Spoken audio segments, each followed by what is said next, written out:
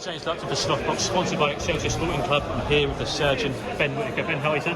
Yeah, I'm great, thank you. The showman's off now, I'm backstage, I'm just back to myself. But yeah, I'm all good, just looking forward to a good Saturday.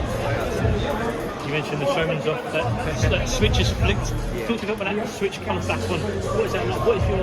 What do you feel when you're in the zone? It's weird, it's like on and off, on and off, on and off. Of course, when you come to these things, you're okay, it's getting a bit real now, switch is on. And then nerves will die down again, I'm back to myself. When the weigh-in's done tomorrow, it flicks 100% on, it stays on because we know we're going to a fight then. So I think from tomorrow, that's when it really stays on. You're a big character, a big personality in your sport already, so early in your career. Do you take any inspiration from people? For example, Nazim Hamid in your last ring walk was an inspiration for you there. You know what, I'm not going to lie, I've said this to a lot of people. I actually didn't watch him, if I'm honest. I only watched him recently for my shorts because I went with Adidas and I thought, to be fair, he's a great fighter. He's what the sport needed. And I'm sure he got a lot of hate as well back then, but it is what it is. But my actual idols was Mario Kindlin, who beat Amir Khan, Tommy Hearns, Floyd Mayweather and all those type of people. So watching them, I've always wanted to be like that, and hopefully, and I have now got the chance to do it. You mentioned you're sure that Prince Naz had his fair share of haters back in his day. Do you feel you got your fair share of haters? 100%. I've definitely got an annoying face. I definitely dress like an idiot, so it doesn't help. But of course, the good thing and bad thing about this sport, there's so many opinions. And we can get loved, you can get hated, but the main thing is winning, and that's what I'm trying to keep doing. Personalities and characters in boxing are very marmite. You love them, hate them, there's no in between. Do you feel added pressure to perform because you have got hate? Truthfully, no. I just think I just gotta keep winning. I think if I keep winning and get a world title, what can I say then? That's what I want to do. I just want to get to that point where I've got all my belts to go. Told you so. That's it. Talking a bit about Brian, mentioning your heroes there, watching those guys, Kindleland, Hearns, Mayweather. Did you ever think that you'd end up in Detroit with Sugar Hill?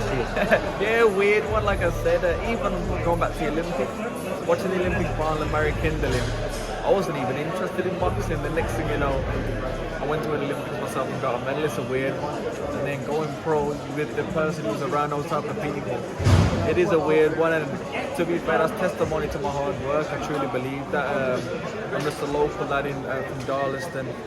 We didn't have much, obviously. My mum and dad worked 2 jobs. I just worked very hard and I made sure it happened and it slowly happened. I want to take it back a little bit. Do you remember your first day in a boxing gym and why did you go? Yeah, my first day in a boxing gym, my dad put me down for a bit of discipline. I was diagnosed with ADHD, and I still have it, of course. I was bouncing off the walls, always thought I could get into a fight. So my dad took me down to try and teach me a lesson. I actually did okay. So that was you're alright actually. And then ever since then the ball's been rolling. There's been a lot of talk over the last few days about Eddie Hearn, the zone as a deal potentially done or close to being done with yourself before you sign a boxer. I'm not going to ask you about that deal, etc. I want to talk about Ben Shalom boxer and how good they have been for you so far in your career. Yeah, they've been great. You know, I've had all the support, all the backing. If I needed anything, I can ask them. He's come down and travelled to Sydney, which is I like little things like that are quite nice. Even though he's in Manchester, come down to Sydney, my hometown, and things like that. He always checks up on me, probably too much. I'm not gonna lie. How are you? All right, man. So it's quite nice. He obviously cares. He's got a big heart for me, and it's quite nice. And the last one is 3-point questions. Firstly, how do you rate your last performance? Out of 10, probably about 7, 6. How do you rate your pro career so far? My whole career, probably about 6 as well. You know, I had a little hiccup from my injury.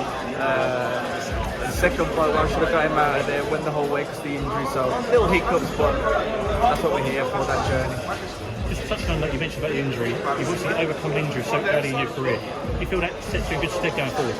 Yeah, of course, this sport's a very tough, grueling sport, and the way I train, I completely deplete myself I've got nothing left. It's a good thing and a bad thing to do pick up these niggles, but I know my work ethic's there now, so it's about smart work, not the crazy work. So I brought these people on to sometimes pull me back and say, calm down, man. Because I'm a person that talks like this because I work so hard, but I know it's in there now, so it's more about managing your body, and it shows. I've just gone from a fight to another fight now, so I'm in great state. And the last question from me, I'd like to talk about unsung heroes. You mentioned Ben Shallon, you mentioned Sugar Hill Stewart. What about the other guys in the gym day in day out when they're at home in the Midlands, Joby Clayton's, etc.? Talk to me about these guys. Yeah, I'm thankful you said that. I've been saying it in a couple of interviews. Of course, Sugar Hill's great, he's got the platform, but someone like a Joby Clayton, I used to train at his gym for free because we didn't have the money for the membership. He bought me my first ever pair of gloves, him and Kirk Firewalker. He travelled up and down the country to watch me fight as an amateur. Never asked for anything, never wanted anything. So when you see these type of people day in day out and all these boxing gyms, they're the real heroes. They met people like me fight for my dreams. So that's why I've always got him in my corner, because he still can learn me things. And not only that, he knows me through and through. He knows me since a little kid. So he's the real hero, as well as my dad and my mum. Ben Whittaker, thank you for your time on Heads Up Saturday night. Thank you very much.